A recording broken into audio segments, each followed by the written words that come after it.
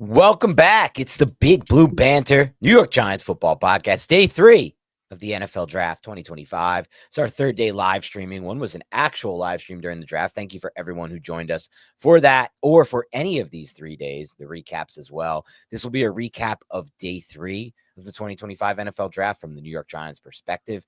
Tomorrow, we will come to you with our final thoughts. Nick and I like to let it marinate for 24 hours at minimum, and then come back with our final thoughts on the draft class, the direction they're heading in, all sorts of different angles. It's 30,000 foot view podcast. That will be tomorrow. And then during the week, we'll do some of the stuff we've done in the past. We'll grade the rest of the NFC East and break down those drafts, see what the Giants competition looks like. We will do winners and losers from the Giants from this draft. For example, players already on the roster. Did they win or lose after this draft? Some players' roles are not going to be the same heading into the season. But before we do any of that, Nick, we got to talk about day 3 of the draft. Pretty much an insane day. Like, if I thought day 2 was unbelievable, and I heard somebody, or I read somebody, Nick, say in the comments last night, this is the happiest I've ever seen Dan on the podcast. I'd like to think I was happier after the Minnesota Vikings playoff win, because I remember being so happy after that game. I watched it with my brother in Brooklyn and his now fiance, and I was just ecstatic after that game. I was like, oh my God, we might be a team.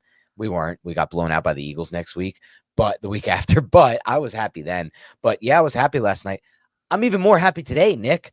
I went into yesterday on yesterday's live show saying, well, at 105, I really want Cam Skattebo. I think he's the best player on the board by far, but I think I want to take Marcus Mbow. You don't pronounce the M, I've learned. Marcus Mbow, because it's the more rational thing to do. It's the more responsible thing to do. And I'll get it back at 155. They'll be good, or 154. They'll be good guys.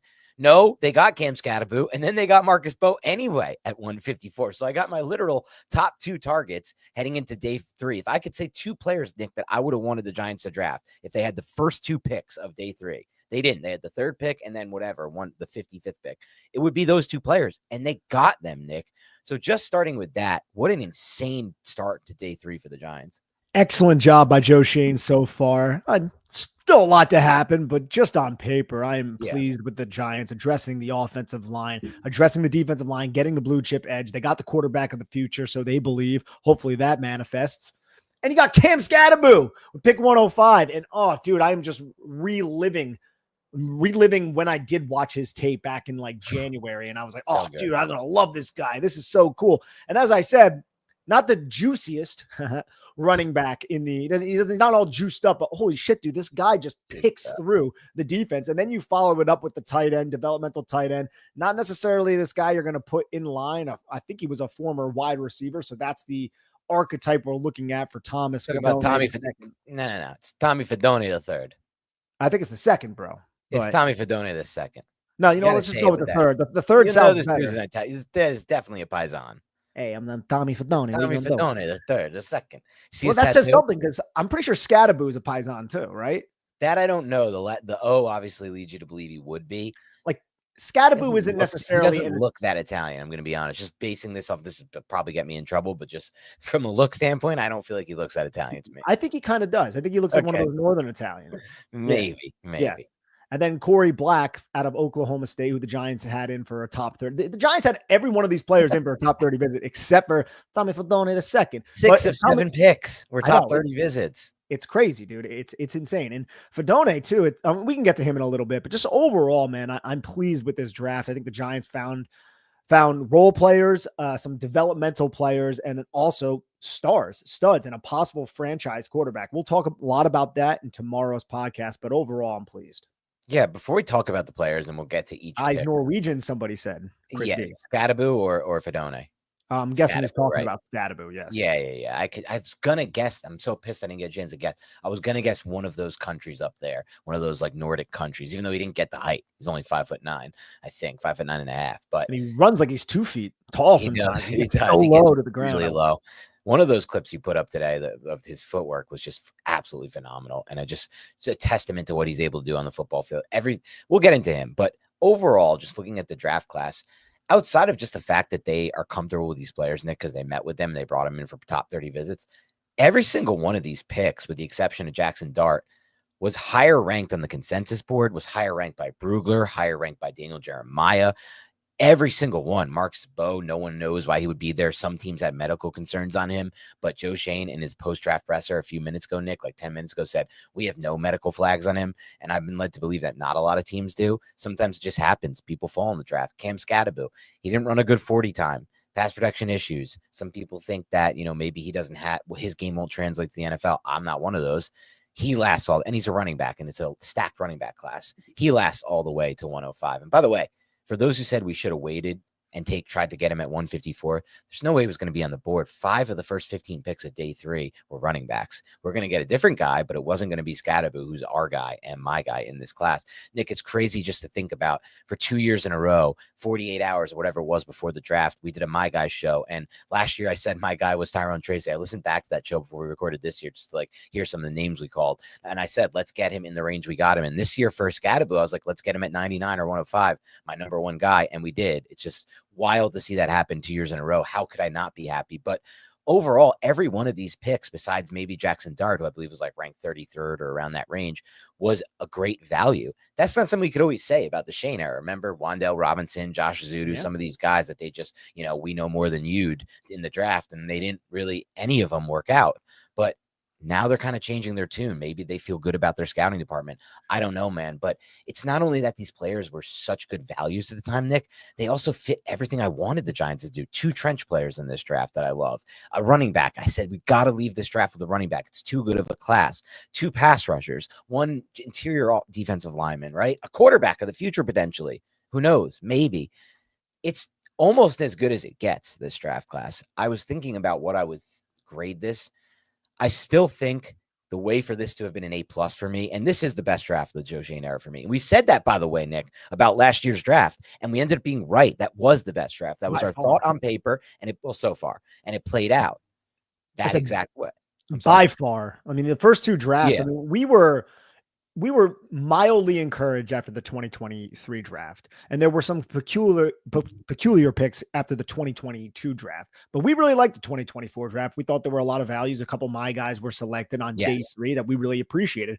Right now, I know we're all euphoric because it's the NFL draft and it's like Christmas for us NFL junkies, but I think it's safe to say this is another one of those feelings that's akin to last season, where it's like, the Giants did a good job here, and their team is significantly better than it was just yesterday or just 3 days ago. I feel even stronger about this class because of some of the things I said with the positions they got. Now, A+ for me, this won't be an A+. A+ for me is if they sat and kept 99 and took Jackson Dart at 34. And I think I'll just live to my death grave. Well, no one will ever know. No one's in the draft rooms. No one knows what these other teams are going to do. I'll always believe he would have been there at 34. It's fine. But, and I'm even okay taking him at 34 over other players, even though I don't fully believe in any of these quarterbacks besides Ward. I can see the vision. But in the end, they lose next year's 3. It'll probably be in the 70s range, right? And then 99. But what makes up for it for me, Nick, and bumps it back into that A range for me, it's where I'm going to probably settle with this grade, if I had to give a grade, is the fact that if I had 99, Nick, and they didn't do that trade, I probably would have just taken Cam Skattebo and then Marcus Mbow at 99 and 105. We would have got another player at 155, sure. But I ended up getting the guys I would have gotten anyway. And just a sense. So it's almost, to me, in my mind, I can rationalize it like saying the trade was actually 34, 154 and next year's 3 for Jackson Dart at 25. It's how I feel, just because I'm getting that kind of value. Marcus Mbow is a top 80 player in this class, top 85 player. Cam Skattebo to me is a top 75 player in this class. Rationalize it however you need to, Dan. End of the day, the Giants got some guys like the Cam Skattebo, Tyrone Tracy Jr. 1-2 punch is going to be so fun. And those are 2 running backs that we love, right? 2 running backs who are very exciting, 2 running backs with different rushing styles, and they offer different things. And Skattebo too. You would think Skattebo, just by his build, is this guy is going to be that 1 to 2 down. No, dude, this guy is an excellent receiver who plucks balls out of the air. This guy knows how to adjust his routes. I was watching, I think it was the Kansas game, and he had a route where he picked up 25 yards because it was a rollout where the pocket broke, and then he was flowing with the quarterback, and he was like, "Oh, screw this. I'm going to go against the grain away from the defensive flow." He did that, sat, and provided a target for his quarterback, caught the ball, picked up an extra 20 yards. Little plays like that can go a long way in a football game, just because you're an aware player and you understand how to make the defense pay for their directions and where they're moving. So, yeah, man, I mean, we can get into the individual skill sets of these players, but yeah, overall, dude, pleased, as I said earlier. Well, we can talk about that first pick of the day, Cam Do it. Skattebo, the second most yards per route run in all of college football. That speaks to what you're talking about as a receiver. In my mind, it's the natural receiving ability. It's the understanding of space, like you talked about. It's also another thing. He's kind of an low-key, at least for a running back, elite ball tracker on the vertical plane. I just saw a cut up of like all his targets on the vertical plane, the double moves he puts on the outside, and you can remember it from that Texas game. He ran an unbelievable vertical route, tracked it, stacked the DB or whoever that was out there, and made a catch, like a really difficult catch down the field. He's going to be a weapon in the pass game. I'll go as far as saying this, Nick. I just have these fresh in my mind, just watching their tape. Despite the fact that one of them played receiver earlier in his career, I think Cam Skattebo is a better receiver than Tyrone Tracy. I think he's a more natural receiver. I think he's a better route runner than Tracy. I think he's going to offer more upside in the passing game.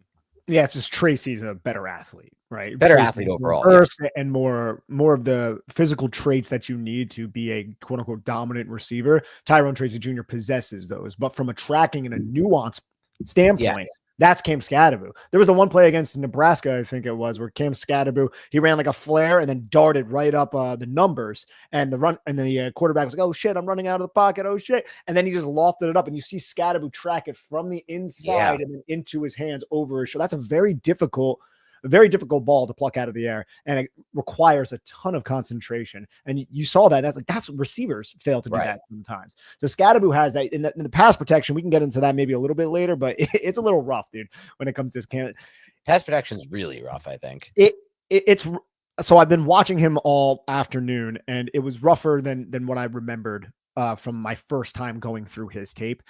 It's almost like he's so good at avoiding clean contact as a running back from defenders that he's awkward at delivering contact when he's blocking. Sure. I just see him kind of throw his body at dudes. Like, and then it's just like, oh shit, I didn't really do anything there. And he kind of like stands there and like looks like, oh and that's against college guys. Like that will be a real, like he'll start doing that against NFL guys, and the coach is just going to ream him out for that. Like, this is not the technique you can use. Like and that might prevent him from getting on the field early, at least in passing downs, but that shouldn't prevent him from getting on the field early in run downs and on those early, or just let's call them early downs. And on those early downs, also, by the way, it should, but it might not. I'll tell you why. There are more and more teams, including the Giants. If we go back and look at last year, I'd have to chart it, that are pie passing using the backs as protection and using them in routes. So if you just run him out there as a receiver instead of using it in pass pro, and you have a different kind of protection setup, and you trust your offensive line enough, I guess that's a key factor there. That's the key factor, but you could also just have him in, I don't know if there's a word for this, but just put him in like a half protection where like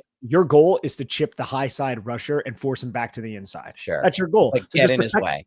Protect the outside shoulder of whoever your right tackle is. If it's Jermaine Illuminor, who doesn't typically need that type of protection, but say if they get Evan Neal back out there or James Hudson or Stone Forsythe, then the running back can execute that. It's an easier assignment, but it's also much more complex. And I think he has the mind for pass protection. It's just the technique, right? So that's the big issue. But man, when it comes to Cam Skattebo, is there like, I don't know if there, I mean, I'm sure Genty is, but when it comes to running between the tackles, the vision, the one cut ability, the way I termed it on Twitter is Cam Skattebo was like dental floss picking through the teeth of the defense. He just like, he can just like scrape around linebackers and defensive linemen and angle his body in a manner to like angle his body to a point where it's like the block isn't fully initiated yet by the offensive lineman, but now he cuts, and right as he cuts, that'll like it's timed up perfectly for when the offensive lineman gets a hold of that defensive player, and then he sticks his foot in the ground and then he's gone. Like I said in yesterday's podcast, burst, it's adequate. It's not anything special, but his footwork combined with his patience, his ability to tempo his rushes, his ability to press the line of scrimmage and win that cat and mouse game, which I put a couple clips on Twitter elucidating that. From a nuanced perspective, it's through the roof. It's excellent. It's an excellent trait that he possesses, and you need that to have success. And then when it comes to like tackling him, he has really good contact balance. Like I said earlier, he runs low behind his pads, but it's almost like trying to wrangle Cam Skattebo to the ground is like trying to handle a freshly caught bass in your hands. Like there's times where like guys like wrap him up, right? Yeah. And then you just see him like he stopped, but he's still like trying to inch forward, and it's almost to the point where I'm like, yo, dude, get down, because like someone can like get hurt. You're gonna get hurt if you, but he's just so damn resilient and hard to bring down to the ground, and you rarely ever see him get pushed back. He's always falling forward through contact. There's just so much to appreciate. He's gonna be such a fan favorite here in New York. The biggest fan favorite. And I think, we talked about in the past how much the Giants team, not just the fans, like the players and the locker room rallied around Daniel Jones just firing his body out there. We didn't love it always at times, and it led to 2 neck injuries.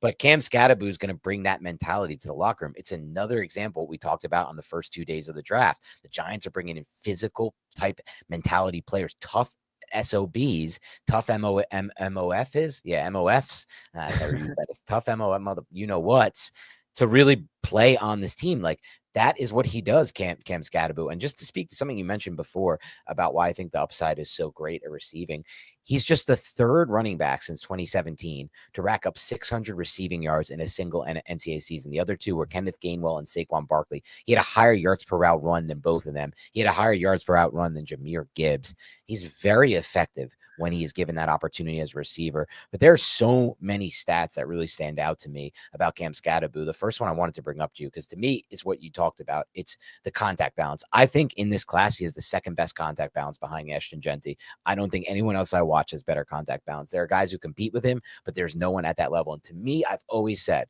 contact balance is probably the number one thing I want for a running back besides processing. I guess I would still call that number one. Yeah. Go ahead.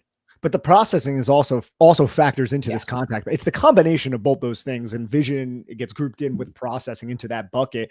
And it's that ability to angle your body so that the defender cannot get a clean look at you. And this is one of the reasons why he forced 103 missed tackles. Since Pro Football Focus started calculating or tabulating missed tackles forced, that was like in 2016. I think there's been 5 running backs that have gone north of 90 missed tackles forced, or 95, and only like 3 have gone north of 100. And Cam Skattebo was freaking one of them. Ashton Genty went for like 153, which is just insane. Cam Skattebo went for 103, and then Bijan Robinson went for like 105 or something like that. So you're just talking about an insane amount of missed tackles forced. And it's not just because, I'm this great athlete who can Saquon Barkley jump cut away from you. No, it's a lot of the nuance that we are talking about. He's a very high processing running back, and he also has enough. His athletic traits are sufficient to allow him to get past these defenders at the 2nd level, or these defenders coming down in the alley. And like I said a little bit earlier, in the tackle box, he can pick and weave his way to the 2nd level. And that's where he gets into a situation where it's a safety coming down, and he lowers his shoulder and he runs low behind those pads, and then he can deliver a pop on contact that hurt around the world, dude. So yeah, dude, a lot to appreciate. A fan mentioned this to me in my replies, Nick, and I kind of see it. A little bit of Ahmad Bradshaw to his game, which I really appreciate. That was one of my favorite players to ever grace the Giants years. And if he can be that, obviously he's going to become a fan favorite fast. Some of these stats are insane. I want to talk about them and mention them. The one that stands out the most to me, hat tip Jacob Gibbs. He was on our show previewing the running backs. This one I don't believe he talked about, but he put it in the newsletter because it means a lot to me. Giants running back Cam Skattebo has the highest career avoided tackle rate. And we've talked about a few things, Nick. Traits-wise, we always believe contact balance is probably the number one thing we look for in running back, but just stats-wise, advanced stats-wise, the 2 things that usually lead to breakouts at the running back position are forced missed tackle rate and yards after contact per attempt. It's the literal reason why I love Tyrone Tracy and you love Tyrone Tracy in last year's class, and it's obviously tape as well that substantiated it, but it led to Tyrone Tracy breaking out. It's that ability to force missed tackles and create after contact. It's basically the way to determine what a running back is doing independent of what's around him. And Cam Skattebo had the highest career avoided tackle rate versus Power 4 defenses with a minimum of 250 rush attempts versus Power 4 among running backs drafted in round 3 or earlier since 2017. What does that tell us? It tells us he's got better against good competition. You saw it against Texas. You saw it in some of these key games for Arizona State. He was literally the reason they won those games and the reason they competed in those games, specifically the Texas game. So that tells me a lot that he played his best against the good teams. Absolutely. Yeah. He rose to the occasion. This is somebody who comes from humble beginnings too. It's not like he was this renowned 5-star recruit or anything, and he's able to rise through the ranks and become this player right here. I mean, he went to what? Sacramento. He was at Sacramento. State, yeah. Yep. And then he goes to Arizona State, 2023, modest season, solid season. And then last year broke out over 1,700 yards rushing, over 20 touchdowns, over a 4.09 yards after contact, which I think was like 8th in the NFL or something. Insane. Like just elite stats that he put out there in a Power 5 conference. So, I mean, and he's not even going to have to be relied on entirely. You still have Tyrone Tracy Jr. Sure. Devin Singletary is still going to be used in this offense as well. But the Giants need a guy who can make overly aggressive defenses pay. find the cutback lane. That's Cam Skattebo. That's Cam Skattebo in a nutshell. And Tyrone Tracy Jr. did that well in his rookie season. I almost said freshman season, in his rookie season too. So he was second best in missed tackles force, 98th percentile. He was sixth best in yards after contact per attempt. Those are the stats we referenced before. Just absolutely insane to consider. But really what stands out to me is how many singles and doubles he hit. We talk a lot about, or at least I talk about this, how I believe the 40-yard dash is the most overrated metric by far for the running back position. I do believe it matters at corner. I do believe it matters at receiver. At running back, it's wildly overrated. How many times are there going to be opportunities for that? And that's what maybe brought him down. He ran a 4.65. But, dude, he had 40 runs of 10-plus yards last year. He had 20 plays of 20-plus yards last year. Those are the doubles and the singles. That's big time. Like 20 plays, that's more than one per game of a 20-plus play. That's insane. That's taking over in a lot of ways. 13 receptions of 15-plus yards last year. 3 of those were touchdowns of 35-plus yards. Obviously, he's a weapon in the passing game, weapon in the run game. Single season best offensive scrimmage yardage market shares. So that's essentially the share per team and their age when it was accomplished. Number 1, Ashton Genty at 21. Number 2, Caleb Johnson at 21. These are all pretty much what we consider elite prospects, maybe not Johnson. Number 3, Omarion Hampton. Number 4 is Cam Skattebo. And look, this is the type of player they're getting. Highly productive, great on film, great traits.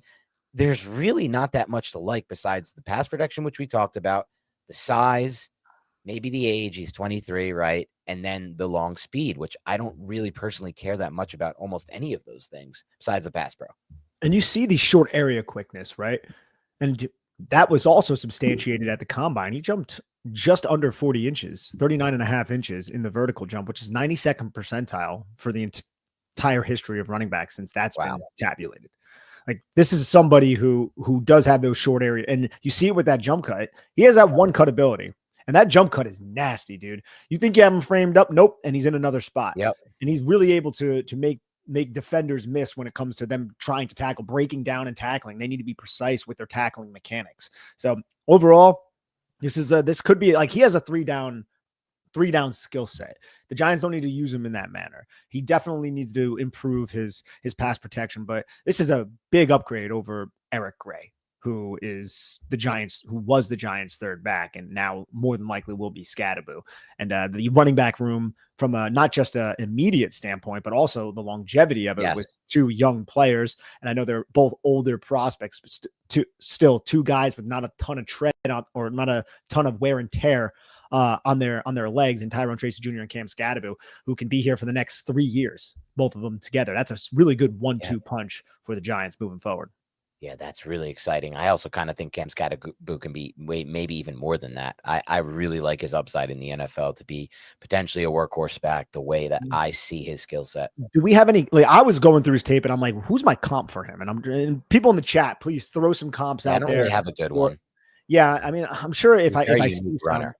He is a unique runner, and he's a unique has a unique background as well. And he also used to, put on his older brother's football pads and run into telephone poles. I don't know what that says about him, but tells me he's a damn good football player. His mom allowed that. Like, his mom's like bragging about it in some sense. She's like, yeah, he used to, like, I would never admit that. I'm a parent and I'm just letting this shit happen under my watch. Like, what are we talking about here? But with that said about Skattebo, and I really like the point you made, it's not only that they have those 2 younger backs under contract or on the team for future years, they're under contract insanely cheap. They got Tracy round 5, Skattebo round 4. We're talking about pennies on the dollar. This is no cap. We can have a running back room with a crazy amount of talent with these 2, plus another rookie we draft next year in next year's class, which I hope we do. A 3-man rotation there. You get rid of Singletary. You don't sign anyone. You don't burn any cap space on free agent backs. You get a crazy room going of talent for like $2 million against the cap, or like $3 million against the cap. It's insane weight.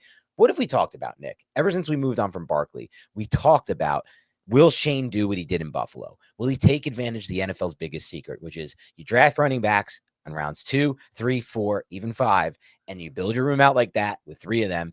keep him under contract, you recycle that contract next draft, and you just keep playing that contract, because these are $1 million contracts for 4 years, $1 million a pop. You're just saving so much cap space while getting fresh legs and talent in the building. And now he's playing it the exact way that we wanted him to play it, which I consider to be the stone best way to play this. I don't even consider other arguments for it. Sure, you want to re-sign a star, that's fine. You have the flexibility if in your cap space to do it, maybe.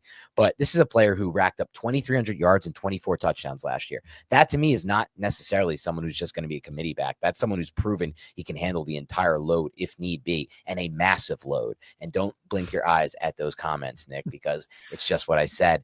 One cool thing about Cam Skattebo, a few more things, but this is one of the last things before we move on. Throughout his college career, and I'm including the Sacramento State stuff, Nick, he's done the following: run the ball, catch the ball, throw multiple passes, including some really good ones, punt the ball. We get to that. What? I was wondering when we were going to get to that. Yeah, punt the ball and play kickoff coverage and punt coverage as well. He's done 2 coverages on specials: punter, punter, receiver, and runner, and quarterback. Amazing. Do you want to hear now he didn't do too much at the combine. All he did was the vertical jump, but this is still funny. The 2 guys he most compares to in NFL history: LaDainian Tomlinson and Eric Gray. That's funny. That's like the wide juxtaposition, right? of what he could be. Yeah. I mean, I feel really strong about this eval. I feel really confident that this one's going to be right for us, and he's going to be an immediate fan favorite for the Giants. And really something that Matt Wallman broke down. I'm going to try to get him on the pod this week, Nick, or maybe next week, just to break down the class. I love how he breaks down contact balance as indirect contact balance and direct contact balance. It's a different way to look at it. And he describes them. I think I have this up right now. He describes them as this is how he describes Cam Skattebo in both. For direct contact balance, he says Skattebo can stalemate a defensive tackle, forcing the tackle to wrap up. He can bounce off a hit from a linebacker in the crease or knock the defender on his back and continue through. He says for indirect contact balance, Skattebo can take a hard shot to his thigh from a cornerback and run through it. He can deliver a forearm shiver on a defensive back coming down the line and send that defender off balance. According to his grades, and you should check this all out in the Matt Waldman RSP, the rookie scouting portfolio. It's a great resource. He had Skattebo ranked 2 and 1 in these, in 3 in these regards for indirect and direct contact balance. I believe he's the second best in both, pretty much behind Genty. And man, if I'm looking for one trait for running back, this is the one. Yes. And hey, what about Marcus Mbow? Yeah. So let's get to the second pick. Let's get to Marcus Mbow. Look, Marcus Mbow, a player that we didn't expect to be on the board anywhere near 154. He was. Let's think why. He did have that broken leg in 2023. I don't know if he passed everybody's physical because of that, but it's also something that we brought up since we've discussed Marcus Mbow, and he's 303 pounds. It's pretty light, right? But it's also that anchor. And he's mentioned it too. If there's anything he wants to improve upon, as Dan pours an entire jug of water all over his laptop, if there's anything that Marcus Mbow wants to improve upon, it's his anchor and his strength. And you see a vicious player as a run blocker, right? Like this isn't some tentative run blocker, but I had some concerns on how he's going to anchor down at the next level. It looks like he's more than likely going to be kicked inside. 32-inch arms. It's usually 33 is the threshold for that, but he does have big 10.5-inch hands. But the thing I love most about him, bro, he's got feather feet, light. He can mirror and he can match these defensive linemen, these quick guys who are trying to cut out. And I just love the idea of getting him out into space and getting him out in the screens. And it's not a similar eval to Joshua Ezeudu, but the idea of these two players are similar. And I think it speaks to what Joe Schoen and Brian Daboll want with some of these interior offensive linemen. And it's guys who can move, guys who can get out into space and you can run those screens. Not necessarily the Tyler Bookers of the world, although I think they can do that, but a player who is a little bit light and who wins with angles and being precise with his angles and his burst and his athletic ability, and more so that than just brute overall strength. But when you look at Mbow, this is a developmental guy at this point, but somebody with a ton of upside. If you give him to Carmen Brasillo and you get and he starts to hit with the strength and the power and he starts to eat those peanut butter and jelly sandwiches and he starts to be able to anchor down, you're talking about the feather feet plus that with all the processing advantages that he also has from an angle perspective.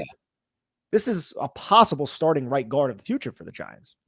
I agree, but we'll get to that in a second, Nick, because I'm actually intrigued by another position that he could potentially play for the Giants. But I want to talk about why we're so attracted to a player like this. It's because of the footwork and it's because of the movement skills. That's it. And because we've seen that work so many times at the NFL level. We've seen that be the difference, the difference maker in a lot of these offensive linemen hitting.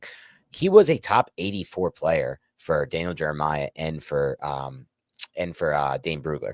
And in the Beast, Dane Brugler compared him to potential. I'll just read it off. He said his potential is. This is what Brugler said. Sorry. He said his play style and potential are reminiscent of Zach Tom. Zach Tom is one of my most.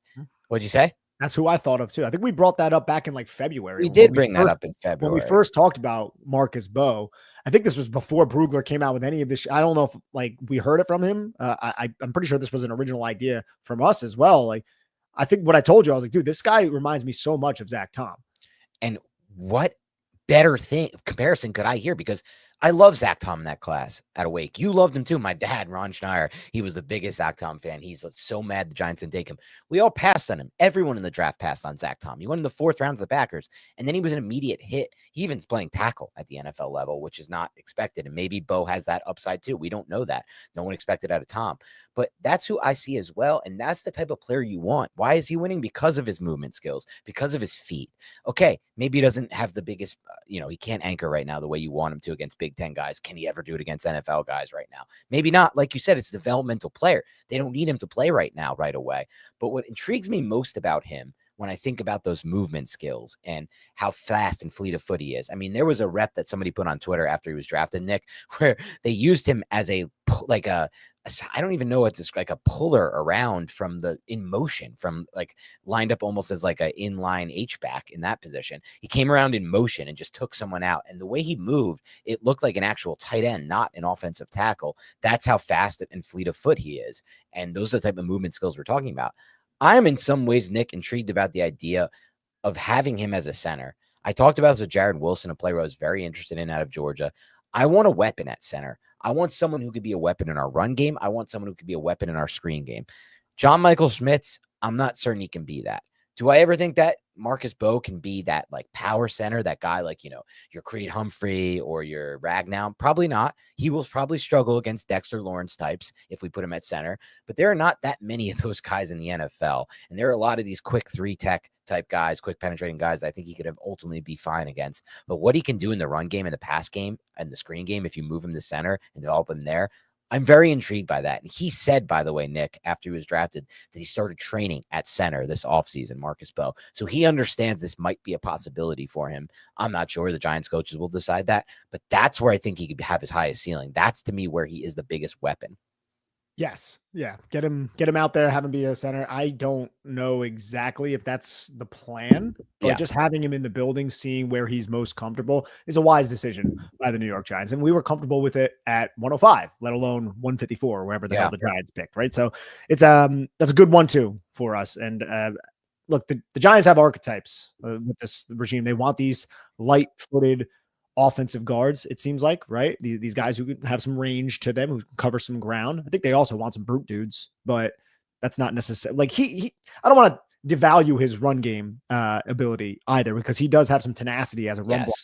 But they also have their tight ends, like the Lawrence Cagers of the world. Like we know that they were interested in Elijah Arroyo, who they brought in. And then they get this other tight end too, who from Nebraska. I don't know if we want to transition to him, but Tommy Fidone II. I hope he doesn't mind us calling him Tommy, because Thomas is his professional government name.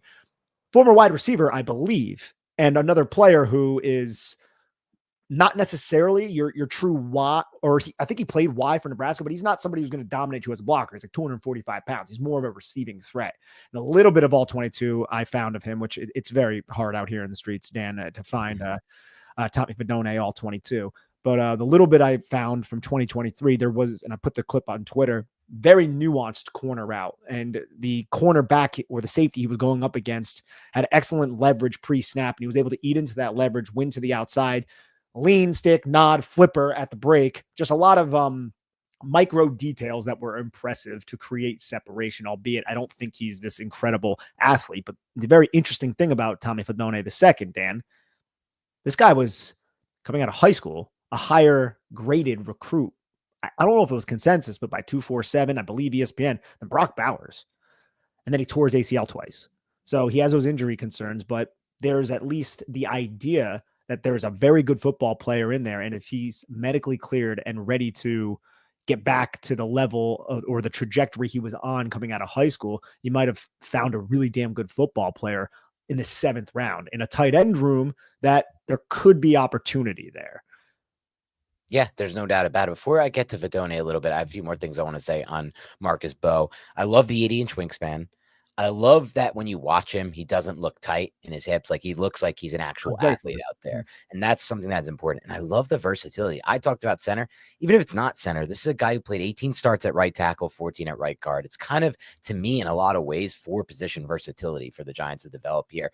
That's such a weapon. I think he really, I mean, look, we'll talk about Fidone. I will in a second. To me, he's a traits-based dart throw, and that's fine with that pick. Before we get to Fidone too, people in the chat, and please somebody correct me if I'm wrong. I didn't get to listen to Dable talk yet. They're saying that he's going to be tried at tackle, so I'm wondering if that was stated after the draft. Marcus Mbow, you're talking about? Yes. Okay. Not Fidone. Yeah, I was like, wow, did they see Fidone as a tackle at that side? Yeah, Marcus Mbow maybe will be tried at tackle as the future tackle. I think it's fine. Like we said, that's possible too. I don't care about the fact that he's 6'4", 32-inch arms, 80-inch wingspan. And we've seen this happen with Zach Tom. When you can move like that, when you're loose hipped like that, and you get with a good offensive line coach, you have the ability, in my mind, to potentially play a position. It worked for Zach Tom. I am not ruling out right tackle at all for the future of Marcus Mbow. To me, that was the cutoff in this class. I'll get to Fidone and we'll get to Black. Those are good developmental picks. They're both bet on traits picks. That's what I want you to do in round 7. But like, Mbow was a difference maker. Like, that's not a guy that's usually around at 154. That to me is a top 100 player that they got at 154, I guess, because of some medical concerns or just the way the draft flowed with teams needing other positions or opting for other positions in that 100 to 155 range. So that to me makes a big difference in what he could potentially be. But as for Fidone, obviously, I'll just be honest up front, Nick, that is not a player I've watched almost any tape on. I looked for breakdowns, and I just saw Matt Wallman did 2 breakdowns on him, and I watched them both.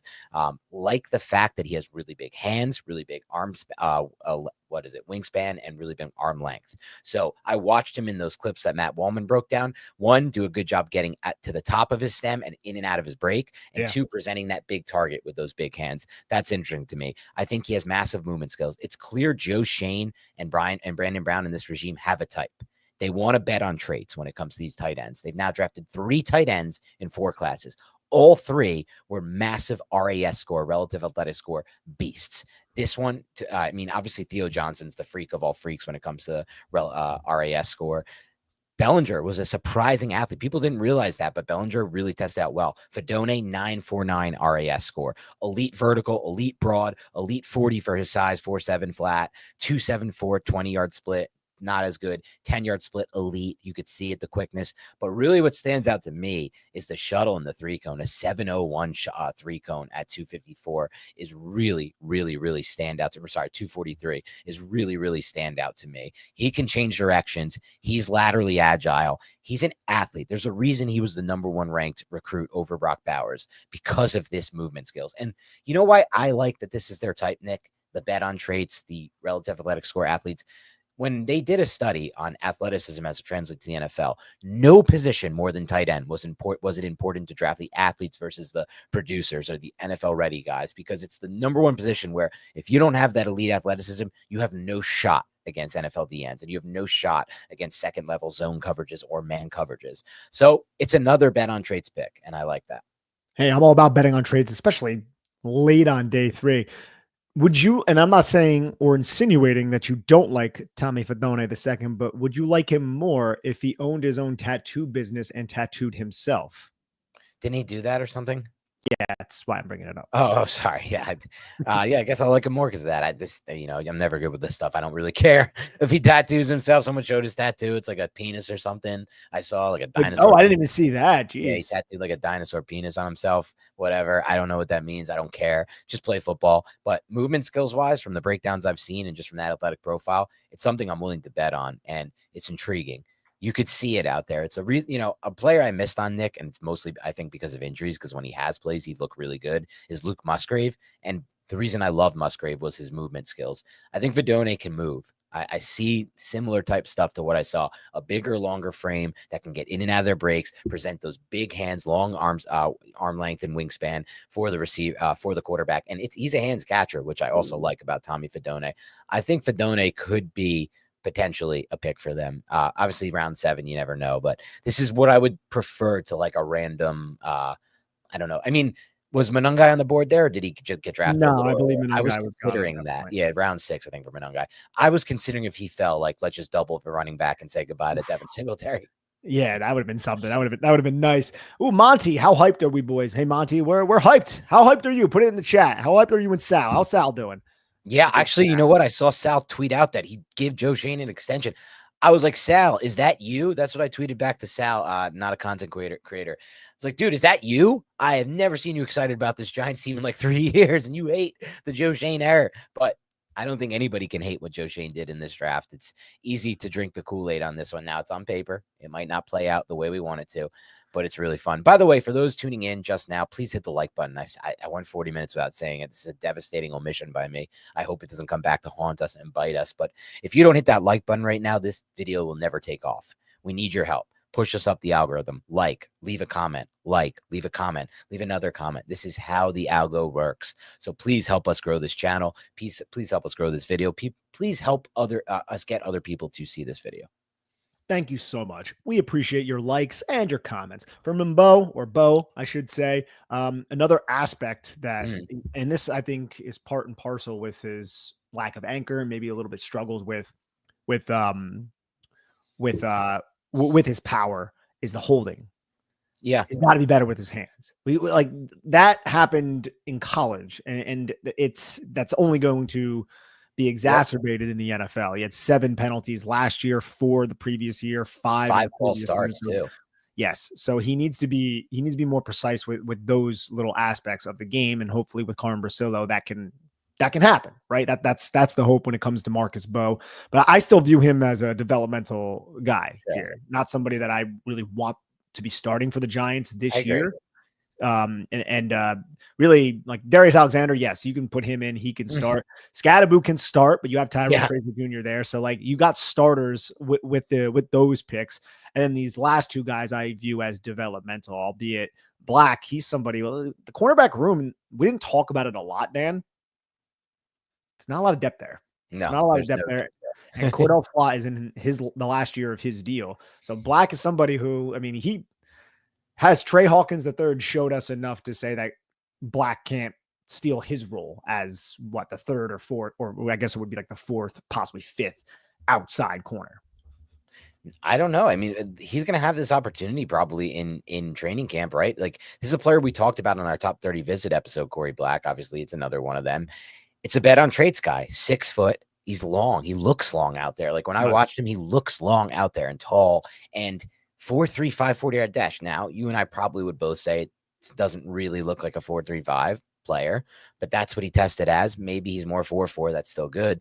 39-inch vert. That's phenomenal. He's a bet on traits guy. He was a track star in high school. I believe he was doing the relay, the triple jump, like all of those things to show off your explosion, your lateral explosion, but also just your raw speed, which he has testing time wise. So you bet on traits and you hope he can develop better than Trey Hawkins did or some of these other developmental guys.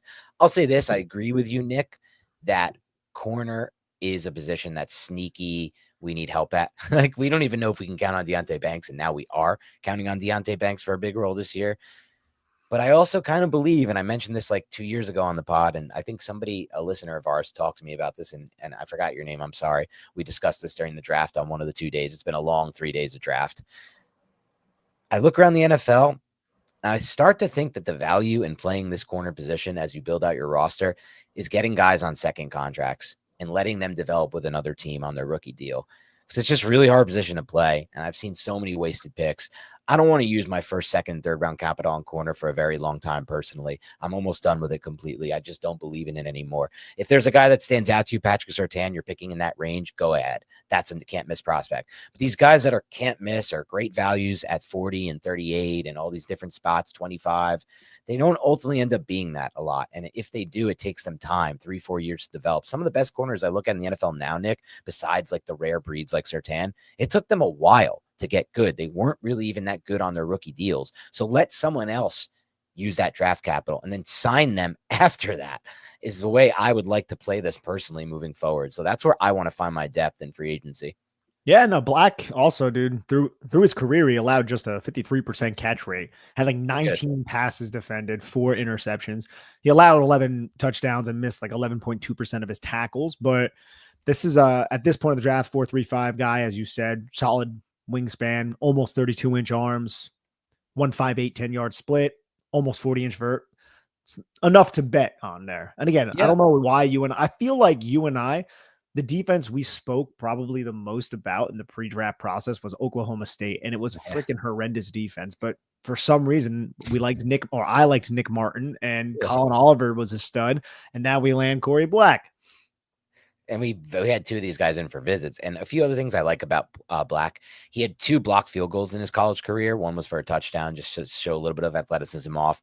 I think he uses his size pretty well, just like the length when I watch him. We'll see what happens, but he's definitely a player that is more developmental. We don't know if he'll ever play for the Giants. It's similar to Hawkins. He might have some hype in preseason and training camp like Hawkins had. Remember the Hawkins hype in training camp? Of course. You put him out there on an island against Tyreek Hill, and it's like, all right, this is going to be a little different than training camp. It's not what we thought it might be.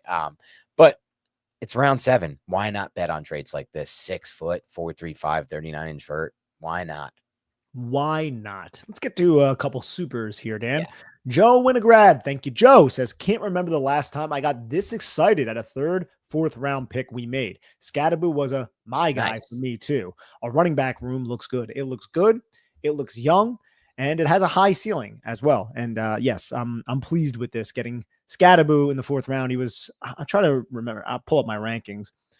He's probably like a top 6 running back for me. Getting him at that point of the draft though is a home run. He was definitely in that range for me. I'd have to look, but he was also my favorite value. I considered him to be him or Harvey, the 2 best values. And Harvey didn't end up being a value. The Broncos loved him. They said, F what you guys think. I don't care about his age. And they took him in round 2. And that's great for his fantasy value. But I'd rather get Skattebo at 105, 50 picks later or whatever it may be. And I think I think this will be the best value pick at running back in the class, but it's also my guy. So of course I'll say that. As far as what you also said here, Joe, the last time I got this excited was last year with Theo Johnson and Tyrone Tracy. That was around 4 or 5, not 3, 4. But that was the last time I got this excited. And I think Tracy already slam dunk hit. I think Theo's going to end up being a big hit too, and we'll find out this year. I just feel like he came on strong at the end and started looking really good on tape. And what do you expect? He's a young tight end. Of course, it was going to take him a while to get it going. And he's like 270 pounds. And when we had Schmelk on, we asked him who of all the New York Giants, do you think the Giants are higher than we are on the outside? And it was Theo Johnson was his answer. And it makes sense. And he should be healthy by training camp. Jay Ferries, always a pleasure. And I love how he ribs Dan here a little bit. Nick Filato, you got the talent and the looks to be a star on ESPN someday. Dan, you're a great sidekick. It's such a passive-aggressive thing to say. It's such a non-compliment. But I hope your golf game gets to an acceptable level someday. Thanks for the great content. Go Giants. Oh, Jay Thank you, Jay Ferries. Appreciate the donation, buddy. Yes. Michael Lupo. Incredible draft coverage, guys. Thank you, Michael, and thank you for the donation. So, Mbow's an MMA fighter. Skattebo. I didn't know that. I love that. I didn't know that either. A violent Mike Allstott and Darius seeks chaos. Thoughts on this class's identity? Yeah, the identity I think is very, very clear. Dogs, including Jackson Dart. Jackson Dart is a dog. Abdul Carter is a dog on the field, maybe less so than these guys. That shows how big dog. Darius Alexander is a dog. Skattebo, the obvious dog. And Mbow plays physical. He plays like a dog. He doesn't have that strength maybe or that base to anchor, but he still plays like he does at times. So, yeah, I think the identity was dog mentality, physicality, and bringing a different level of aggression, I guess, to the Giants than what they've had. I'm trying to check the UDFA tracker. We have one that's reported from Art Stapleton so far, and it is the Notre Dame wide receiver, Mbow. I don't really know anything about him, but that's where we're at right now. Yes. AFC 5253. Thank you so much. Said tremendous draft coverage, men. Appreciate you guys. Jumped out of my seat when they picked Skattebo. Keep the content coming. Yeah, I was quite happy as well. I think I was spoiled for me on Twitter, but I was okay with it because I was like, yeah, there we go. We got a guy. That one spoiled for me, thankfully. I got Mbow spoiled for me. It's just so hard to avoid these spoilers. Yeah, no, they got to figure it out, man. They got NFL draft has figured out a way that, like, when you hear it on TV, that's the only person who knows. Like, make it fun again. Like, I don't need to have it texted to me or not even texted. Like, get notifications from the Sleeper app or whatever bullshit. Like, let it be live. People want that. The people want that, or I do. Oh, Michigan defensive back Korie Page to the Giants, according to Liam in the chat. I actually did an evaluation on Korie Page. Okay. Yes. Michigan. I love his tape, but he's a Michigan defender. He's a UDFA, more importantly. UDFA. Yes, of course. H50 Pharaoh, thank you so much. I love this draft. I wanted Carter. I didn't think we would be able to get Dart. Alexander will be awesome next to Sexy Dexy. And my favorite pick, Cam Skattebo. And we still got Mbow. This draft is an A+. I can be convinced. I would have it more in the A range because, again, the Dart trade up thing, I still think they could have got him at 34. Just my own thing. And I think it's better at 34 instead of trading that capital. But they love him, and he could prove that so freaking wrong. That's the beauty of this. If Dart ends up being a stud in the NFL, it's going to be the biggest steal ever that all they had to give up was pick 99 and a third next year to come up and get this guy. So with that in mind, everything else looks great, even down to the last 2 picks, dude. They're bet on trades, guys. That's where I want to be using my last 2 picks in the draft class, not unlike guys who are productive but don't have NFL talent. Thank you, guys. John Leary says, no, Nick, don't go to ESPN. I don't know where this rumor is coming from. And their sports analysis coverage is awful for most sports. Oh, well, everyone's entitled to their opinion. Guys. Yes. We're just here having a nice Giants podcast, ladies and gentlemen. It's true. JCNYC says, honestly, I'd cut Singletary and save some money. And then he just says, comma, fumbles as well. No, I think you need Singletary. First of all, I think if you cut him, you don't get back much cap at this point. And so it's almost more expensive to cut him. It's not worth it. 2, you need a veteran presence still in that room. Yes, Tracy is arguably a veteran now in year 2. Not really. And Tracy had his own fumbling issues, by the way, more so than Singletary last year. So I would think that would be a terrible decision. They can't cut him. They save $250,000 on the cap, but they eat a $6 million dead cap. No, there's no way to cut. And Singletary's like a good running back. He's good. Yeah. He's not exciting, but he's fine. He's a fine running back. He's good. Big Man Jones. Yeah, I don't know if I'm going to put that up, but I really do appreciate the donation there. I don't know what he said. I don't want Jake Andrews, thank you so much. Okay, the secret's out. The Giants scouting department is staffed with downloading the Big Blue Banter subscribers. Good work, fellas. Hopefully they send you a check. Thank you, Joe Shane, for listening to Dan Schneier and Nick Filato. Yeah, that's funny. I appreciate that. Thank you for the donation. Seriously. And then Get 374. Seems like we got some dogs. Giants needed some for sure. Thanks for all the hard work, my dudes. I would agree. Dogs was one of the mantras, right? It was one of the descriptive, kind of cheesy, corny ways to get young players to buy into the program. We need dogs. We want smart, tough, and dependable. Those have been what Joe Shane and Brian Dable have rallied around, but they do follow it, right? Like, that's who they select. Yeah, for sure. And it's not just dogs, though. These were all value picks. That's the crazy part. And they were at key premium positions we needed. It just this draft almost feels like it just went as perfect as it could have gone on paper, I guess what you could call it. I don't know anything I would have rather happen besides them wait and get Dart at 34. That's probably the only thing I could change about this draft. And that just buys me 99, where I would have taken Mbow anyway, like I said. So it's really just giving me 154 back. And then next year's 3, which is going to suck to not have. I'm not going to enjoy going to day 2, Nick, with no second round pick or third round pick. I hope we trade our second round pick next year and pick up an extra day 2 pick. I will now be looking forward to that. That could change, obviously, if there's somebody I really like on the board or something like that. But that's my original hope right now. As we head that far. But, other than that, man, they did what they needed to do in this draft. They're familiar with these players.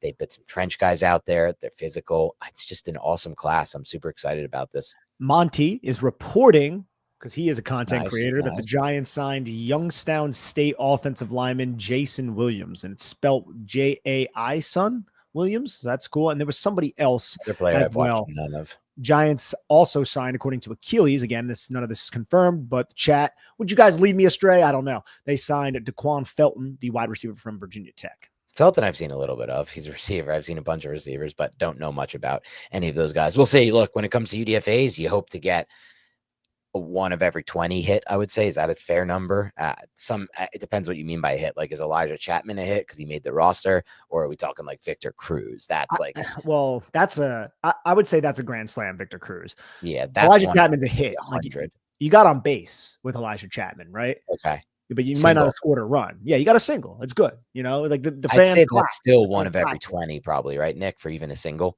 I'm sorry?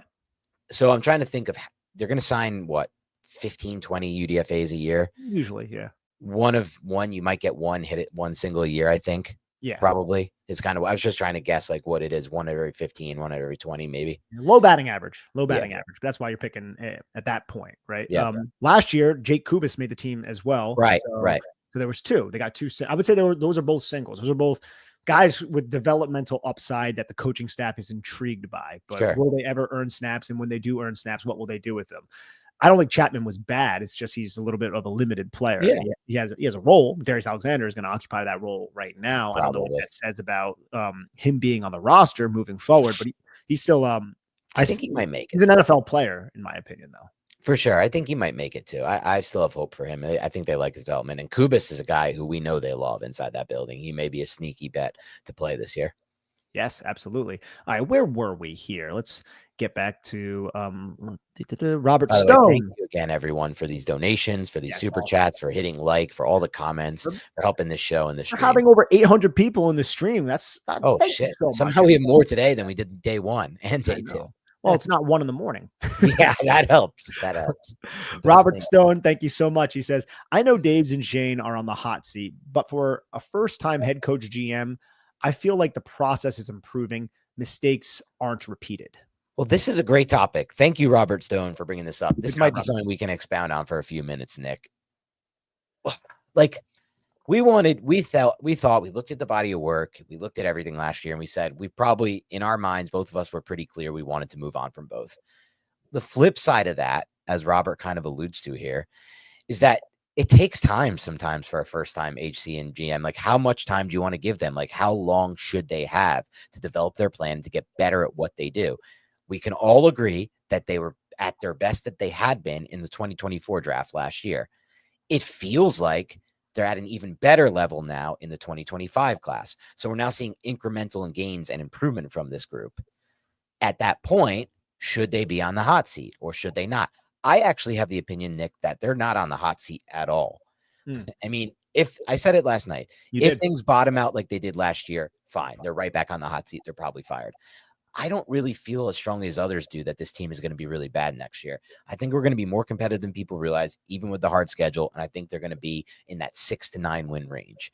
If they are in that range, I don't know how you fire these guys if all this class plays well, that plays, and in all last year's class, the guys we talked about liking, take another step forward with the idea in mind that Jackson Dart is developing and you need them there to help develop Jackson Dart. Yeah. So I think that Merritt is really looking at this more long-term than a lot of fans realize. Some may be like, this is ridiculous, this is stupid. And I understand based on their track record so far, it does feel stupid. It does feel ridiculous, but let them write their full story. Let's let the whole story, every chapter of this book play out. We're only on like chapter 3 right now. We can get the chapter 4 or 5 potentially with this group. And that might be really good chapters that we haven't read yet. We'll see. I'm interested in it, but I do feel like you're right, Robert. Their process is improving and they're not repeating the same mistakes. It's going to be like a hero's journey for Joe Shane. Yeah. Do you think, though, that their process has improved? I mean, it's hard to argue against these. Like, look, we haven't seen these guys on the football field yet, but on paper, this is a good draft. And we saw last year's draft class on the football field, and it was damn impressive. It was one of the best draft classes we've seen from the New York Giants in, I would say, well over a decade, right? From an impact 3rd round pick hit for the first time ever. Bad quarterback situation. Yeah. Yeah. Right. So Yeah, it's hard to sit here and say that it hasn't. It's just like difficult to look back at the early mistakes and the early swings and misses that Joe Schoen took. But at this point, you're rectifying that slowly but surely. So yeah, I have to agree with Robert's overall assessment there. It's also hard not to take Joe Schoen at face value, Nick, right? When he says, like, when I got here in 2022, I was dealt with one of the piece of shittiest rosters you can ever have. We were in horrific cap shape. Gettleman left me literally, he didn't say Gettleman, but he was left literally nothing. The cupboard was as bare as possible. And his claim, Joe Schoen, is that I needed that year to fill my needs and to really just go into like desperation mode across this roster. It does kind of feel like now he's out of that from a roster standpoint. He was able to just draft freely and draft trenches and draft best players the last two drafts, right? With the exception, some people think, not every pick, Newbin. I'm fine with some people saying that's a neat pick. I like Newbin a lot. Others don't. That's fine. But it does feel like they're a little bit freer in what they can do, and they're performing at a higher level because of it. That's something to consider. They weren't in a good position. There's no denying that when they took over this role, they were in a really, really, really bad position. One of the worst we've seen in history, I think. I agree. Let's see what Jake Andrews, my man, said. Real talk. If memory serves, we were similarly happy with Shane's drafts at this time for the last 3 years. Why is this year different, or is it? Has Shane just been unlucky? I do think some of the players that Shane has selected have not developed like he envisioned, obviously. And I think some of that falls in the lap of Brian Daboll and mainly, broadly, the coaching staff. I think this is the happiest I've been for a draft since maybe my entire professional life. I believe. Last year I was happy. We were optimistic about 2023 as well. And then 2022, we love the fact that we found a right tackle and the edge rusher in Kayvon. But I wasn't in love with the Josh Azudu pick or the Cordell Flott pick or the Wan'Dale Robinson pick. Yeah. I liked Belton. I liked McFadden. And Bellinger, I didn't like do any work on prior to. And then when I watched him, I was like, oh, this guy's an excellent blocker. And I like that. But I didn't really love the 2022 draft class. I more excused it because of the weird situation of Joe Schoen having all of Dave Gettleman's scouting staff in there. And that's maybe one of the reasons why he reached specifically on day 2 for a lot of those players. But yeah, in 2023, John Michael Schmitz and Jalen Hyatt, they haven't developed at all. Neither has Tay Banks, right? So maybe I can credit you there, Jake Andrews. But to your overall point, I don't know if Shane has been unlucky per se, but it does seem like they got value at every pick and they didn't really have to reach. And the one player you could say maybe they reached on was possibly the quarterback of the future. So I'm not going to throw a fit about that. It's a fair point, I think, Jake, because I do think if we look back, Nick and I were probably pretty optimistic in all of these classes. I think it's easy to convince yourself of picks. I think about particularly that 2023 draft. I went into it not liking John Michael Schmitz, and me and Nick weren't really Jalen Hyatt fans either. We watched tape of Tennessee, and we both were like, Cedric Tillman is clearly the better player. And then we kind of convinced ourselves. I convinced myself on both players. Nick was more of a JMS guy, and it seemed like good value at the time. But I got to think like, let's go back to my earlier evaluation before they were Giants, and I wasn't really a huge fan of either of those two. So I think you can convince yourself of a lot of different things. Obviously, 2022 is its own thing. I did not like the Wan'Dale. I did not love the Azudo. Those are both reach picks, but I did love Neal, and I did love Thibodeau picks. I don't know what to say. They were top 5, top 7 picks, and they didn't pan out the way we wanted. Everybody had them that way, too. And everybody had them that way. Last year, I love that class. I feel like these two classes the last 2 years have been a different level of love, though, for me personally. Hopefully that's come across so I can stay consistent with my analysis, but that's how I feel about it. People in the chat are saying, oh, you guys didn't like Wan'Dale. It's not that we didn't like Wan'Dale. We thought it was early. And we thought it was a little redundant. Now, in retrospect, it wasn't because Kadarius Toney couldn't learn the playbook and ended up getting traded early that season. But overall, I liked him as a player, but I think he's a limited, somewhat of a gadgety type of player. And I know that sounds disrespectful. I don't mean it in a disrespectful way, but he was a pure outlier in like 3 different ways. He has one of the tiniest arm lengths and wingspan that we've ever seen at the wide receiver position, where catch radius is a pretty critical part to that position. I think he's a very tough player and I do like him, but at pick 43 or whatever it was, or 50, whatever, whatever it was, it seemed a bit rich at that time. I think the word I used was peculiar. Yeah. Michael Morano, thank you so much. Giants are one more good draft away from competing. Depends what you mean by competing, I think, Yeah. Michael. Competing for Super Bowls, they're still a quarterback away. That quarterback could be Jackson Dart, but that is TBD. They will not compete for Super Bowls in my mind without a quarterback. I would love to see this. Chris Martinez, thank you, says maybe we should see Dan run routes for Jackson. I still never heard back after Cam Ward. I think it was his cousin or something. I'll show you guys the DM. I can dig it up somewhere. But he's like, I want you to come run routes for Cam Ward. That you could see his arm live in person. It's even better than what you see on tape. Maybe Dart will hit me up. I'll run some routes for Jackson Dart. Love to run routes for some of these quarterbacks. Trying to catch one of their, like, dude. That's you ever catch a football from someone who can actually throw? It's like, oh wow, you guys are good. Yeah, like, it is not what you expect. You're right, 100%. I caught it from a third string quarterback who played for Illinois, and that was different than what you expect. There's so much mustard on it, bro. Yeah. Michael Traynor, thank you so much. Says grateful for your hard work and nuance with these picks. Really excited for the defense. How can you not be? How can you not be at this point, Michael? This defense could be really effing good, especially if Russ is just competent and he can keep the offense on the field a little bit.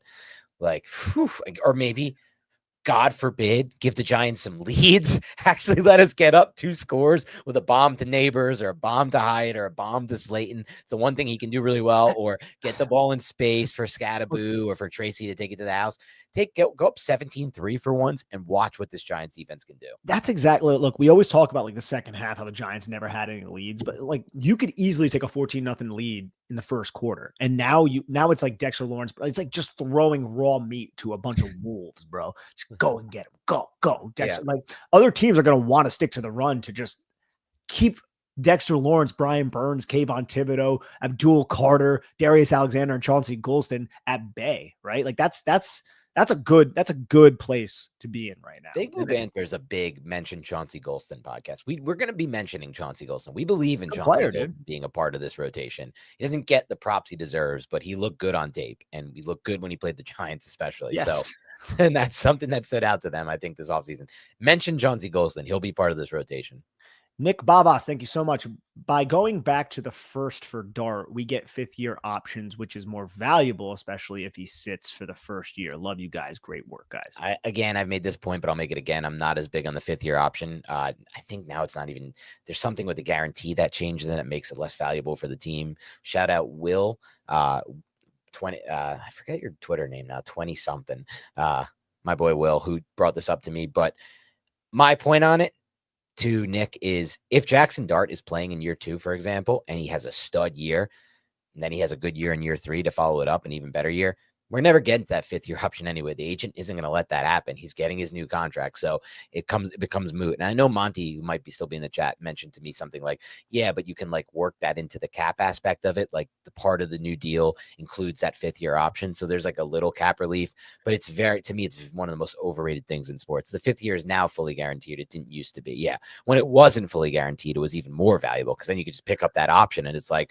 well, it's not fully guaranteed. So we can get rid of that if we don't want that anymore. Now you have to guarantee him that money, which is, by the way, why they didn't give it to Jones. I think, Nick, back in 2022, they're like, I don't want to fully guarantee this. And like, fuck, now we have to give him this huge contract. Give Monty that picture right there. Give Monty a follow, guys, on Twitter. Great Twitter follow. Great and that's him and his best friend, New York Giant great David Sills in that picture. Yeah. And also, Monty has a podcast. He's a Giant Great Draft podcast. So I will say this, Monty, if you're still listening, I saw the other day either you or Sal throw out some new graphic logo, some new graphic ideas for He's a Giant Pod. One of them has the Empire State Building or the New York City skyscrapers behind it. That's the one we use on Big Blue Banter. So pick a different one. Go find something else. It looked way too similar. Our New York skyline is very subtle. Yeah. Though. That's true. And it's like cut off by the red slash and everything. Yeah. Pat Cupo, thank you. Says, guys, your coverage made this the most enjoyable in years. Wish I was following you last year. Great job. Thank you for joining us. Thank you, Pat. Can you tell us in the comments where you found out about this pod? This is something I always see people say, like, oh, I wish I was following you guys last year or the year before. And now it's like we've been doing this for 4 or 5 years now. we want to know how you find us, how we can spread the word to more people like you who clearly, like you said, really enjoyed the content and are happy to be here now. Well, we think there are probably more people like you, Pat. So we want to know how to find those people and expand. We're only at 10K subscribers here. That's a decent number. It's not where we want to be by any means. We want to grow more than that. We want to grow a lot more than that. So please help us grow. By the way, hit the like button right now. You, Pat, everybody, if you can, and leave a comment. Age 50 Pharaoh, thank you. Says it was worth the trade up for Dart because we got his mom also. Okay, I'm going right to Google right now. I'm not going to put her on the stream because that's creepy, but I am curious. This is creepy. This is the creepiest moment in Big Blue Banter history by far. Okay, that's where we are. I love our listeners, though. I love where their minds go. The first thing I saw after Googling this is some Mail Online article, the dailymail.co.uk, which is like one of the most biggest. I thought you meant mail in another way, but okay, let's go. Biggest tabloids. Fans go wild for New York Giants QB Jackson Dart's mom as she steals the show. What the actual F is wrong with people? Oh, dude, come on. Do you remember AJ McCarron's girlfriend? Oh my God! Who was that announcer? That was one of the. I don't want to say the wrong one, but I think I know who it was. But I don't want to say the wrong one. Which one do you think it was? There's a food in his last name. No, just say the name. If Musburger, wasn't it? Yeah, it was Musburger. Yeah, he was like, oh my God, is she beautiful? He like literally like cummed on air. He like fucking had an orgasm on air over AJ McCarron's girlfriend. It's like, dude, she's like 40 years younger than you. What is wrong with you? He never got like in today. If that had happened in 2025, he'd probably be fired for that. He got in trouble for that. Oh, did he get in trouble for that? Well, I don't know if he got in like legal trouble, but like people associate, like, he's an accomplished in his field. He's a very accomplished individual. Yeah. And the first thing people think of, some people, is that moment. So it's that was so crazy. It was weird. It was definitely weird. I was like in my early 20s or something. And I was like watching it like, dude, what's this guy doing, man? What's this guy doing, man? He's so wild crazy right now. Rob Stone, thank you so much. Said Shanahan Lynch had one good year in their first four, but they were given a leash. Yeah. Now they're talked about as an elite. Yeah. Good. And they're rebuilding point, right Rob. Yeah. Good point. And they've had their misses too. Rob Stone is coming with fire. Yeah, Rob Stone, man, you are throwing some curves. You're throwing everything. You're doing great, man. You're doing great. And they've had their first round misses too, the 49ers. Yeah, and they traded up for Trey Lance, a big swing in the miss. They managed to do that and still are a great roster despite that. Well, they missed on Javon Kinlaw as well. Yeah. Like this is a team that has had their high misses, but they're still like Rob says, and great point, Rob. They're still viewed as a top 5 front office. And they got to rebuild that entire thing right now, too, because so many guys left the building. John B. Thank you, John B. says the defense is back. Defense wins championships, they say, John. Yes. Which I agree with as well, but you still need a quarterback. But yes, defense wins championships, too. Doug says he found us on a YouTube short with the upside down Ashawn Robinson. Oh, the upside down Ashawn Robinson thumbnail. Let's go. That was from like 2023. Love that, Doug. Love that. Appreciate it. Thank you for telling us where. This is our last super for now, and it's Cy Guy Bry. Cy Guy Bry, thank you so much. Says, I'm glad LT turned down Carter's supposed request to wear 56. Make your own legacy, kid. Yeah. And so I agree with this. When I heard that Abdul Carter requested that and asked that, I wasn't like, oh, that's cool. I was like, nah. I was like, no. I was like, read the room a little bit. Like, it's a bad read. Trying to capitalize on the fact that like everything's about like you because you're the rookie class right now, and I know you want to honor Lawrence Taylor, but you're asking for a lot in Giants. It was a rough read. It was a rough read. I think it was a rough read, and it was almost like, dude, come on. Be like me. Like if I was ever in that situation, I'm not nearly ever like as talented as Abdul Carter in anything. But if I was ever like, I would just have so much like reverence and pay deference to everybody who came before me. I couldn't even think of like wearing that number. I think you just got caught up in the moment, right? Caught up in the moment. Yeah. It's just read the room though, and read the fan base. Like I have different circles and walks of life. Nick, you know about this. Like one thing I do is I play poker. So I'm in different clubs and home games, and I have different friends from different age ranges. So I had like 2 or 3 of my poker friends from older guys, like in my dad's age range, or a little bit younger, 10, 15 years, just all hated this when they saw this story. Like, is he crazy or did he ask for LT's number? Like, what's wrong with this guy? I'm like, relax. He's going to be a good player for us. Like this wasn't his best move, but it's going to be fine. Oh yeah, dude. The people were probably losing their minds. I'll say this too. It's going to come to a point where the Giants retire so many because they retired so many numbers. You don't have any numbers left. Yeah, exactly. That's why it's like. Speaking of numbers, Nick, I need a good number for Jackson Dart to be good. wouldn't. I don't want two. I don't hate two as much as others do, but I don't really want two. I don't mind 12 if we're going with 12. 12's a good quarterback number if he's thinking about that. But yeah, so 12's available. yes, Worn most recently by the great Darren Waller, right? yes. And Steve Smith before that. If Oh, yeah. I'm sure there was somebody else, like some I might be missing. But yeah, 2 is still available. So right now it's 4, 7, 10, 11, 14, 16, 32, 40, 42, 50, 92, and 56 are the ones who are off the board. Who was that receiver I liked who then got injured from we got him from Denver? Cody Lattimore. I think he wore 12. Yeah, Cody Lattimore. Good pull. Good pull. There's a lot of those like Benny Fowler, Cody Lattimers, and players like that who would just come through the New York Giants building the last decade or so. I'd love to see like their 1 or 2 like what's that? Oh yeah, no, go ahead, finish that point. No, they always had like their 1 or 2 moments where we're like, oh shit, and then they got talent, and then I'd love to see Dart number 7. It's my favorite number. It's my lucky number. I'd love to see him wear number 7. Oh, 7's retired too. Yeah, Mel Heim, bro. Oh yeah, Heim. Damn, there's not what's available. Everything except for 10. 4. I hope he doesn't take 8. I don't want to see another 8 back to back. Like let's. I don't think. 8. I think 8. Yeah, 8's available. With Daniel Jones obviously. On 8. Yeah, so I think it's the retired numbers: Eli Strahan, Lawrence Taylor, Frank Gifford, Mel Hine at 7, Tuffy Lemons, and like I know like Al Blazlis, but I don't know what number that was. Yeah, he was killed in combat, I believe. So they retired his number. But yeah, so there are a bunch of numbers that are still available. But for a quarterback, if you're going to be like that face, I think 2 works. 2 is I'm okay. I said I'm okay with 2. I think it's a good number personally. It's better than 1. I definitely don't like 1 for a quarterback. You don't, yeah. I don't feel good on 1. Kyler's 1. It doesn't look good. It's too thin. 2 is it's not as thin looking. I prefer a less thin looking number. 7 I want just because it's my favorite number. I like a teen number though. Like a 12 I think 12 would be perfect. I'm trying to think what quarterbacks in the league have worn number 2.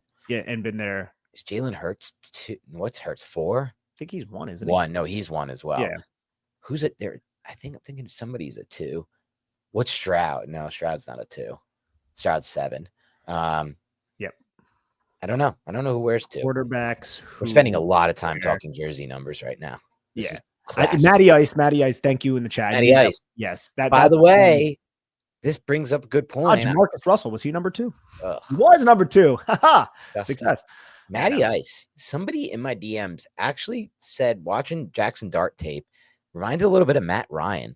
I don't hate that comp. The way that they throw the ball. I think that okay. Just the way the ball releases. They're not similar comps. I think Ryan was a little bit of a taller thrower and Ryan had better deep arm, but the way that ball, like Jackson Dart, I really like the way comes out, bro. The way it releases and the trajectory. It's an up and down throw. We talked a lot about with Jones. It was a flat ball, which is really difficult to catch for a receiver. Difficult on the vertical plane, difficult in intermediate. Not as difficult in intermediate, I don't think, but difficult on the vertical and the short passes, especially those line of scrimmage throws. Dart is more up and down. Like I've seen him layer a couple throws to tight ends where it like gets over that second level and it just kind of goes up and down into the receiver's arms. And I think that helps because you got to get over that second level sometimes. Kyler in the chat. Great call. John Ross, number 12. Oh, John Ross was also 12. We've given it to a lot of these fringe receivers. Yes. It's a good fringe receiver number. And then Darren Waller, obviously. And then we got a couple more supers that trickled in here. So thank you guys. And Brian Nash, appreciate you so much. Thank you. Jake Andrews comes back and says, last message, no question. If Dart hits, the Giants are in a great situation contract-wise with their best players locked up. That's the goal right there. We could really just end the sentence at if Dart hits. If Dart hits, we are going to be happy people. My life is finally going to get good again. This podcast is going to be more fun to listen to than it's ever been. Everything is going to be great. There's going to be no whining. There's going to be no crash outs. We're going to have it. He hits. Now, what does hit mean? Hit to mean something different to me than it might mean to you, Nick, or to you, Jake, right? That's the question. What do we consider a hit? All right, so let's have a little bit of fun right here. We don't want to spend too much time on it. Is Kyler Murray a hit? No, to me. See, that's not a hit. That guy was the first overall pick, though. No, that's not a hit. Okay, at all to me. I could start small there and be okay with that, but I do agree with you in general. I would like it to be more than what Kyler has shown so far in the league. Yeah. But I think that's a solid a solid bar to set, right? That to me is, if you get to that, it's not a bad pick, and it's not a laughably bad pick that hurt your roster and you wasted assets on. But that's not a hit. They gave him a huge second contract. He's now taking up a shit ton of cap space. They can't win in ways because of it. He didn't win any games last year. He didn't win any games the year before. He had bad second half of the season. He doesn't use the middle of the field at all. Marvin Harrison is not working with him. That's terrible. You can't get Marvin Harrison to work, like, unless you throw him just these fades. Like, that's not what I would consider to be a hit. Yeah, I mean, I would say second contract, but we know how that goes. Like, Mbow so far has been a hit. We'll see if he can keep it up. Yeah, of course. You know, and I guess Kyler was at one point that level in his early part. And he was, and then he tore his ACL, and it's like, yeah. So, but I agree with what I'm trying to think of. Who is the maybe finding a player comparison for this exercise isn't the best. But like people saying in the chat, if he gets to their third contract, that's a hit. Oh yeah, I can argue, that's a definite hit. I can even argue the second contract, because I think that Daniel Jones getting to a second, it was like a lot of things that came together that brought that situation about. Whereas it's like that could happen again, sure, but I hope if these guys were still in the building that wouldn't necessarily be the case, right? The third contract, that's definitely a hit. Oh yeah. All right. And we got one more from Kevin McManus. Kevin, thank you so much. Love that you're sipping out of that Giants mug. Kevin here from Big Blue, UK and Ireland. We've had Monty on, Bobby on. We need to get you guys on. It's 1:14 a.m. here. Class draft. Love the content, lads. Thank you, Kevin. Yeah. No. Yeah, we'll definitely come on. Just let us know. Just let us know. Slide into the DMs. We'll figure out a time and it'll be proper fun. Love to see these like UK and Ireland fans, Nick. We have a lot of Germany fans, like different Italy. We have like all sorts of different people. Shout out to all of you from all over listening, and just fans of the team too, like Giants fans in other countries. It must be so hard to be a Giants fan in another country. You got to stay up to like 3 a.m. to watch these games. Or like 2-8 rolling into the Panthers game. Like, it's been rough, but hopefully this is the draft class that defines the turnaround. And I say that because they drafted a quarterback for the first time. This is the regime's first handpicked quarterback that they obviously believe in. Because if they didn't, Nick, they just sit at 34 and be like, if we get Dart here, or if we get whatever here, we'll take it here, right? You know, they would have done that. They would have just been like, we'll wait till next year. But they didn't, because they believe in this guy. They handpicked this guy. Dable likes that his skill set fits what Dable likes to do. Can he maximize that? Time will tell. But they clearly like this kid. Joseph Kuchia, if I'm saying that correctly, I hope Joe brought up a really good point. I believe 8 is Javon Holland and 2 is Deontay Banks. Yeah, Banks definitely moved from 3 to 2. I think he did that because he thought Shedeur. So there's been speculation that Banks did that because he thought Shedeur Sanders was going to be drafted by the Giants, and then he would be able to sell him that jersey. I love the theory behind that number, I should say. Yeah. Well, then he could still do that though with Dart if Dart wants it. All right, that's all the supers. Okay. Well, thank you so much for tuning into the Big Blue Banter podcast for all 3 days or just for today. Please help us grow the show by liking the podcast, by hitting the like button now, leaving a comment. More content coming your way. Post-draft recap. I want to get a bunch of guys on. I want to get some analysts on, because I always love, Nick, to get outside perspective. We're so insulated. We're so in our bubble that sometimes I don't want to say intentionally we're biased, but unintentionally we will have some biases. So I want that objective look from somebody who has no affiliation with the Giants. What do you think of the draft? What do you think of what we're doing? What do you think of these players individually? So I'm going to start doing some research and get at least one, hopefully 2 different people on to recap the Giants draft. But Nick and I will be doing it as well. We'll talk UDFAs with you. We're going to have more tape to watch, so we'll just get into some of that. One thing I want to do, Nick, I haven't discussed this with you, so hopefully I'm not. Now it's a live show. We can't even edit this out. But I don't think you'll have any problem with this, and I think you'll find it probably valuable too. During the month of May, when it's really slow, Nick, I want to do some just Jackson Dart film reviews. Just do a whole game, you and I, and just, I know YouTube's not going to let us put too much of it on here, but YouTube will probably be. We can still talk about what we saw, right, and what we think. So I think there's value in that as well. So more content coming your way. Nick, any final thoughts from you? Well, we're going to do another podcast on our collective thoughts, and we'll release that more than likely on Monday. But as of right now, I'm pleased. I'm about to, right after this, watch more Cam Skattebo and Marcus Mbow. So that's fine.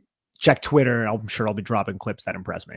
Nothing is more fun than watching this Cam Skattebo tape. Maybe it doesn't translate 1-to-1 to the NFL. Obviously, if it did, he'd probably be worth like a top 20 pick or whatever. But even if it translates 75% or 80%, you're about to watch one of your favorite players on the Giants for the next 4 years. All right. Absolutely, That's all. guys. Take care. Yeah. Sorry. Awkward final words, but more to come. 30,000-foot view of the draft on our way later this week, most likely Monday, like Nick said. We want some time to collect our thoughts. Thank you again for tuning in. Please, once again, support our show by hitting the like button and leaving a comment. Otherwise, have a great rest of your night, and we'll talk to you soon.